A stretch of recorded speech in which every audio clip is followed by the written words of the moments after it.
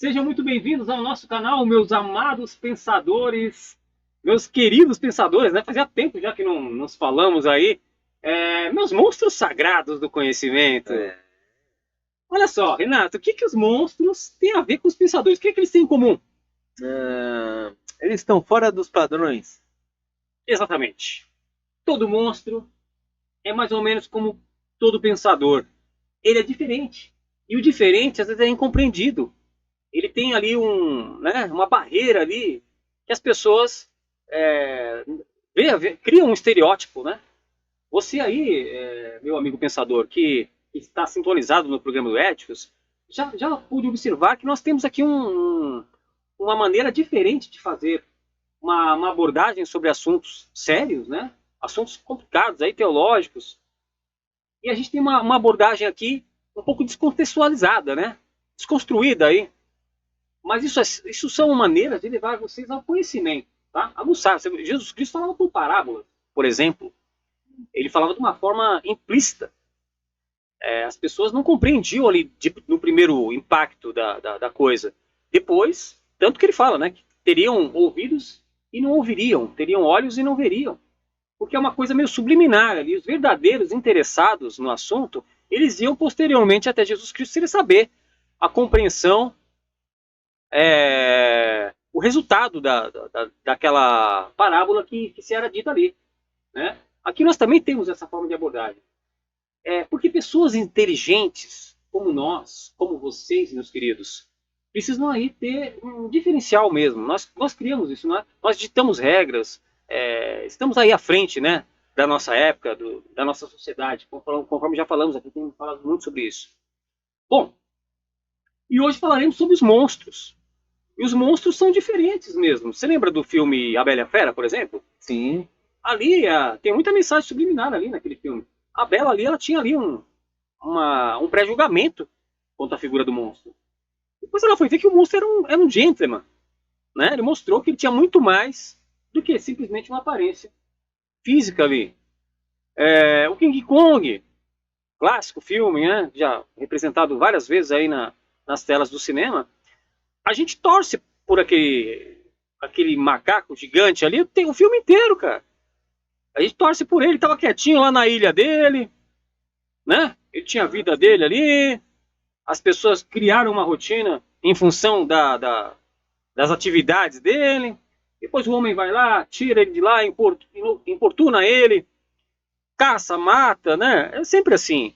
O que a gente desconhece, a gente tem ali se sente ameaçado por aquilo, né? Gostaria de citar uma frase de Friedrich Nietzsche, ou Frederico Nietzsche, né? Nietzsche. Friedrich Nietzsche. Friedrich Nietzsche. Vamos falar conforme, respeitando a dicção aí do idioma, né? Friedrich Nietzsche, ou Friedrich Nietzsche, ele tinha uma frase, parece um trava-língua, né? Parece que não sai do F. Mas ele tinha uma frase seguinte, que ele dizia que você que lida com monstros, que luta com monstros, você tem que tomar um cuidado para você também não virar um monstro, não se tornar um monstro. E a gente vê na palavra que aquele que se assenta na roda dos escarnecedores também há de ter um cuidado para também não se tornar um escarnecedor. Está ali compactando com o que está sendo feito, o que está sendo dito ali, né? E uma frase de Friedrich Nietzsche também, que ele falava que quando você olha para um abismo, você sorri para um abismo, ele também te olha de volta, né? Então aí uma troca. O conceito de monstruosidade, então, resumindo, vai muito além da forma que ele aparenta. Tem muita coisa por trás disso. O que é ser monstro? O que é ter se usar de monstruosidade, né? Bom, mas vamos falar do tema literal. Monstros. Não há como negar, por exemplo, que os dinossauros foram monstros gigantes, né? A gente tropeça aí na evidências arqueológicas, né? Provas cabais aí de que eles existiram. Agora a pergunta, a Bíblia fala sobre esses monstros gigantescos que são os dinossauros? terem existido em algum período ali? Há alguma... menciona alguma coisa sobre eles? Explique-nos melhor, Costa. Bom, não explica, não diz literalmente, diretamente nada sobre os dinossauros, mas há estudos teológicos sobre isso. Mas antes de falarmos sobre isso, eu queria saudar a todos os nossos passageiros, tripulantes, pensadores da nave Éticos. Sejam muito bem-vindos. Aqueles que não são inscritos ainda, por favor, se inscrevam no canal, curtam, comentem, compartilhem. Nos ajudem aí a alçar voos cada vez maiores. Então, antes de falar do que a Bíblia diz, né, ou não diz, mas deixa dizendo aí, vamos falar aí sobre os dinossauros, né, sobre os estudos que existem sobre os dinossauros, né. É evidente que eles existiram, porque tem aí provas, né, dos seus fósseis, né, e o estudo desses fósseis, né, levou aos cientistas a dizer que a existência deles foi aí há 200 milhões de anos atrás, né? Que eles viveram até 65 milhões de anos foi o momento da sua extinção. E a extinção veio através da queda de um meteoro, né? Tem lá na península de Yucatán, no México, uma cratera de 200 quilômetros de diâmetro, que seria aí o ponto de impacto desse meteoro, né? Então, com a velocidade e esse impacto, o meteoro ele gerou uma nuvem de fumaça, de poeira, que cobriu toda a Terra, né? Isolando a Terra do Sol, né? Gerando aí a era glacial, né? A era do gelo. Então, resfriou toda a Terra. Com isso, secaram-se, né, as matas, os dinossauros que eram herbívoros perderam sua fonte de alimento, foram morrendo. Os carnívoros também, pela morte dos herbívoros, acabaram ficando sem alimento, morreram, né? Até pela questão da temperatura. Sim. Morreram-se todos, né? E aí se extinguiu os dinossauros. E na Bíblia, nós temos lá no Gênesis capítulo 1, versículo 1, diz o seguinte: no princípio, Deus criou o céu e a terra. Então entende-se que a criação de Deus ela é perfeita. Deus criou o céu e a terra perfeito, não é? Com tudo que há dentro dela. Mas no versículo 2, diz assim: era a terra sem forma e vazia, e as trevas dominavam a terra, e o Espírito de Deus vagava sobre as águas. Então, como que Deus criou o céu e a terra perfeitos, e na sequência, vamos dizer assim, a terra se encontra sem forma e vazia, e dominada por trevas? Tá. Né? Então aí a gente consegue unir as escrituras com os estudos científicos, né? O meteoro caiu e criou uma poeira, né? Uma nuvem de poeira que isolou a Terra do Sol, né? Criou-se uma escuridão, as trevas tomaram conta da Terra, se extinguiu toda a vida que havia na Terra, né? Então aí se explica, ali se une a escritura com a ciência, né? E inclusive, né, os estudos teológicos unem, né, a queda do anjo caído à queda do meteoro, né? Sim. Então, exatamente, né, quando Lúcifer foi lançado à Terra, o impacto dele na Terra fez com que se extinguisse toda a vida na Terra, né? E ele passou aí então a reinar na Terra, né? O mundo jaz no maligno. E então tem essa definição aí para a existência dos dinossauros, né, relacionado à Bíblia. Sim.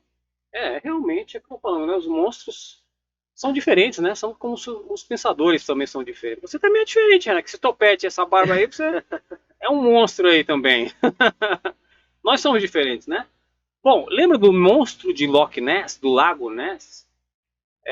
Também um mistério aí que já faz 90 anos que não há uma solução aí razoável sobre a resposta desse quebra-cabeça, esse mistério do monstro.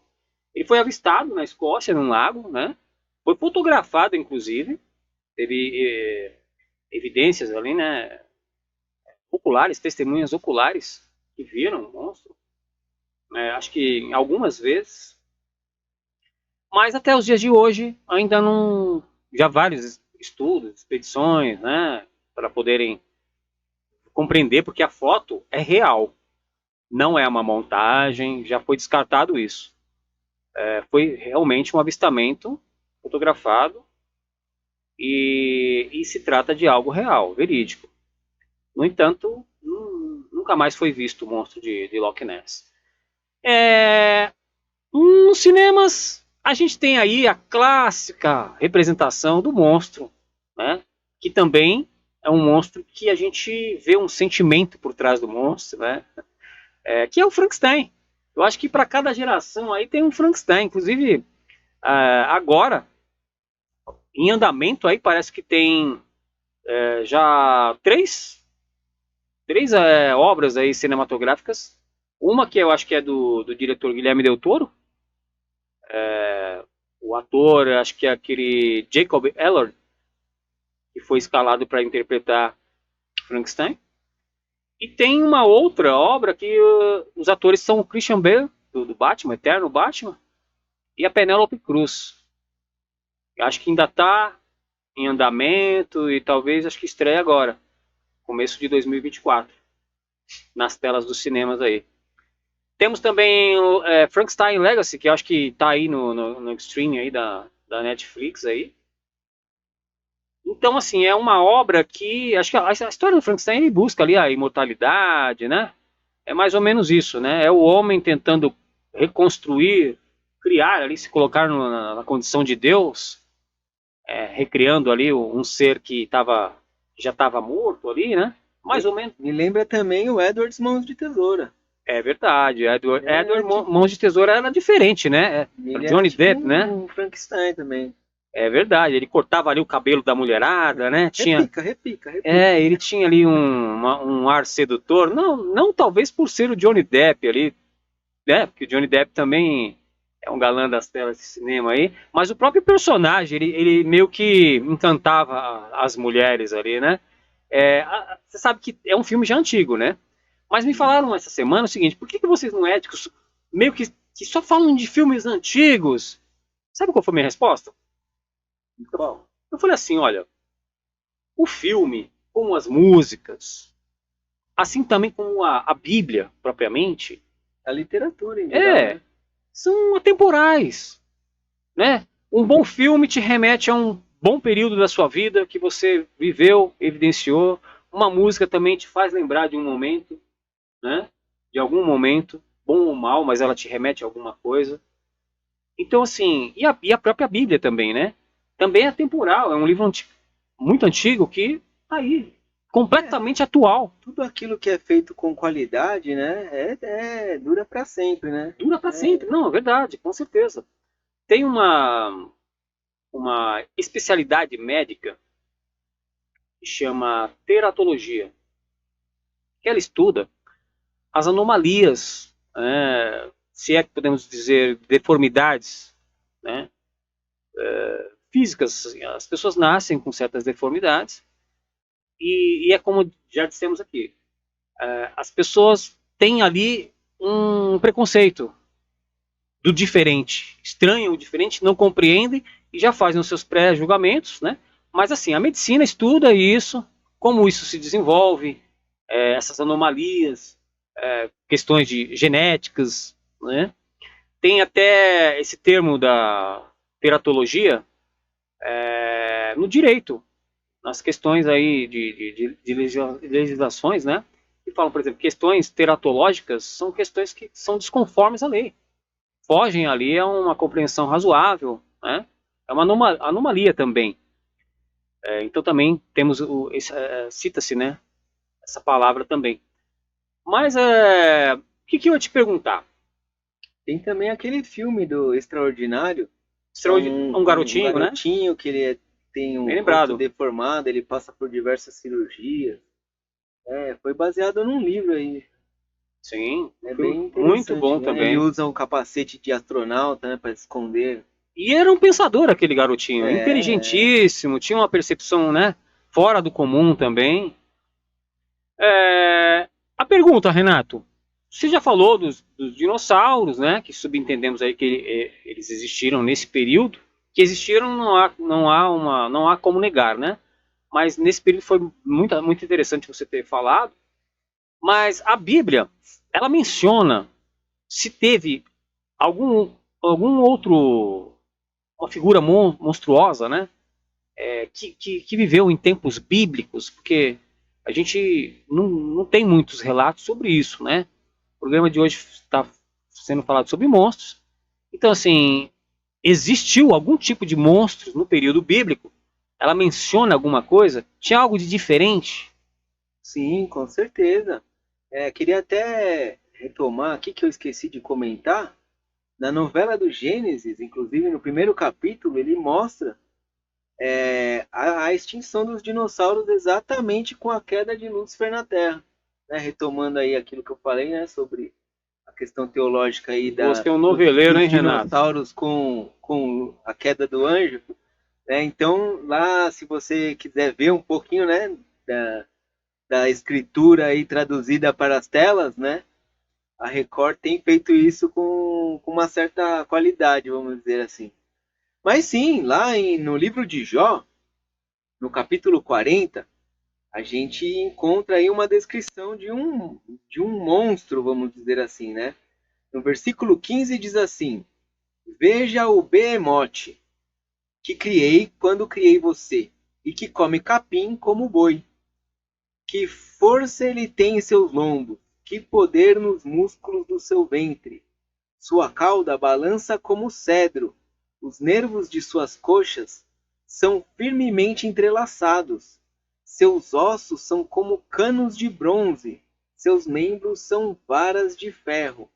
Ele ocupa o primeiro lugar entre as obras de Deus. No entanto, o seu Criador pode chegar a ele com sua espada.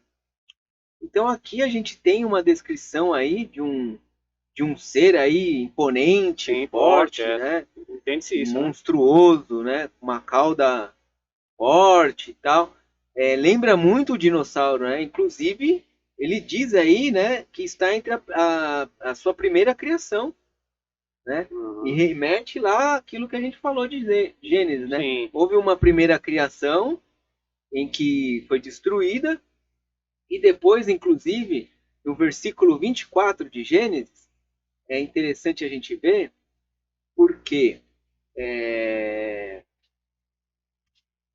Deus fala sobre a criação dos seres vivos, né? Então diz assim: Disse Deus: Produza a terra seres vivos de acordo com sua espécie, rebanhos domésticos, animais selvagens e os demais seres vivos da terra, cada um de acordo com sua espécie. E assim foi. Então aqui diz: produza a terra. Assim como o homem foi feito do barro, sim. né, que vem da terra, os seres vivos também foram produzidos a partir da terra. Então a gente já viu também a questão dos fósseis, né, dos dinossauros estarem, né, aí na terra, e como a gente viu lá no vídeo sobre a morte, né, quando a gente morre, os nossos ossos permanecem até a ressurreição. Ei, Então tá tudo aí envolvido, né? Existe aí uma herança, né, de todos os seres vivos relacionado com a Terra.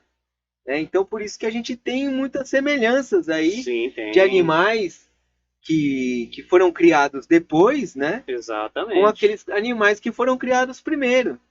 Exatamente. Então, muitos teólogos relacionam o Behemonte com o Behemoth, né, com elefante, hipopótamo, rinoceronte, né, essa linha de paquidermes aí, né? Sim. Mas não casa muito com a descrição, até por questão da cauda, né? É verdade. Então, tipo, essa cauda, ela remete muito mais àquela descrição dos dinossauros, né? Sim. Mas não há relatos nenhum, né, depois desse, né, da Bíblia, né, da época de Jó, que é um dos primeiros livros da Bíblia, né, mais antigos livros da Bíblia, de animais desse porte, né, depois disso. E existe também, na sequência, que no capítulo 41, a descrição do Leviatã, né? Você consegue pescar com um anzol o Leviatã ou prender sua língua com uma corda? Consegue fazer passar um cordão pelo seu nariz ou atravessar seu queixo com um gancho? Animal grande, hein? Isso aqui no versículo 1 e 2. Lá no versículo 20 diz assim: das suas narinas sai fumaça como uma panela fervente sobre a fogueira do junco. Seu sopro acende o carvão e da sua boca saltam chamas. Olha, parece um dragão. Então, é um relato aí de um ser também que vive no mar, né? Sim. Mas, né, com uma força tremenda, né? De um tamanho, né? Que solta fogo pela boca, né? Fumaça pelas ventas, né? Inclusive aí nos versículos 23 e 24 diz assim: as dobras da sua carne são fortemente unidas, são tão firmes que não se movem. Seu peito é duro como pedra, rijo como pedra inferior do moinho. Então é um monstro aí realmente poderoso, forte, imponente, né? Inclusive aqui, todo o capítulo 41, ele descreve aí as características do Leviatã e diz, inclusive, né, que só Deus tem poder, controle sobre ele. E controle sobre ele, né? O homem não tem, ele é tão forte e imponente que o homem não consegue de maneira alguma controlá-lo. E a gente sabe aí, né, na época da Idade Média, aí, até na época dos vikings, né, relatos de monstros marinhos aí que atacavam as embarcações, sim, né? Então, tipo, também não se sabe aí, né, nunca mais se ouviu falar sobre o Leviatã, mas também a gente, né, existe uma lacuna aí, né, de tempo, de estudos também sobre as profundezas do oceano, né? Ninguém consegue chegar ao mais profundo oceano, onde só há escuridão. Então não se sabe exatamente o que vive lá. Spielberg fez uma expedição recente aí, né? Ele desceu aí a mais ou menos 12 mil metros. E ele observou lá, fez um documentário, recomendo aí, tem aí, né? Vídeos sobre isso, sobre essa expedição de Steven Spielberg. Desde o filme do Titanic, que ele vem praticando muito isso daí de expedições submersas, né? Para poder fazer documentários, né? Bom, você falou e realmente há evidências de similaridade entre, por exemplo, o Megalodon, que era um tubarão gigantesco, né? Com o padrão que nós temos de tubarão hoje. O mamute com o elefante. Aliás, a ciência está tentando recriar o mamute, né? Vocês podem pesquisar aí que tem informações sobre isso.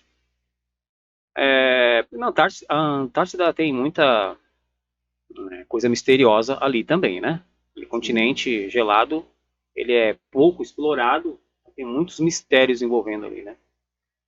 E por aí vai, o tigre de dente de sabre com o tigre que nós temos hoje, mas o tigre antigo ele era muito maior, né? Tinha presas muito maiores. Existe essa similaridade aí, né? Bom, Renato, tem um episódio recente que aconteceu num shopping de Miami, até viralizou isso, tem vários vídeos, muita gente falando sobre isso, que no Réveillon agora, de 2024, teve uma confusão ali no shopping de Miami, envolvendo aí uma incursão policial com mais de 60 viaturas, um deslocamento policial, mais ou menos aproximadamente 60 viaturas para poder atender essa ocorrência. Houve uma falta de energia na cidade, né? Mais de 60 mil casas ficaram sem energia elétrica e também uma pane nos scanners da polícia. Não sei se foi tudo assim uma infeliz coincidência, mas o fato aconteceu de uma forma simultânea, tudo ao mesmo tempo, tá? O que acontece? Foram feitos avistamentos de criaturas ali, algumas pessoas relataram terem visto isso. Inclusive tem vídeo, né? no vídeo a gente consegue ver uma imagem mais ou menos disforme, assim, não dá para ter uma visão definida. Mas aí você vê que tem uma forma, um ser que parece que tem uma distinção de tamanho ali fora dos padrões, uma coisa diferente, como nós estamos falando aqui, né? Uma monstruosidade, né? Há quem diga que não, foi só alguns jovens ali que causaram um tumulto por estarem soltando fogos de artifício ali na noite de Réveillon, mas as testemunhas falam que observaram esses seres, né? Aí um mistério aí, não sei se a polícia ou alguém mais está tentando ocultar, colocar panos quentes aí, né? Fato é que tem aí pessoas falando que viram. Isso me remete aí a um projeto aí, Blue Beam, né? Pode. Rubim era dos hologramas, né? Quem sabe não estão utilizando isso daí. Sim, se não, vocês não conhecem o termo, também pesquisem aí que vão ter mais informações sobre esse projeto Bluebeam aí. Não sei, é um mistério, né? Mas parecia literalmente ali a polícia caçando monstros. Eu lembro do Hugh Jackman, né? No nosso caçador de monstros ali. O Van Helsing, ali pelos telhados ali de Londres antiga, correndo atrás dos monstros. Era bem interessante também o filme. Bom, Renato, a Bíblia fala, você falou agora recentemente sobre monstros literais, né? E a gente entende que está escrito aí na Bíblia que realmente existiram naquela época. Deus relatando sobre estes monstros. Eu acho que a criação de Deus foi um ápice da criação dele, ter feito os dinossauros, né? Uma grandiosidade, uma demonstração de grandiosidade. Mas a Bíblia fala de alguns monstros, porque tem muita coisa figurativa, metafórica, né? Que a gente lê na Bíblia, principalmente quem está lendo aí pela primeira vez e se defronta logo pelo livro de Apocalipse. Muita gente começa a ler a Bíblia não do começo propriamente, né? Pega ali, se interessa por um livro, vai lá e lê aquele livro.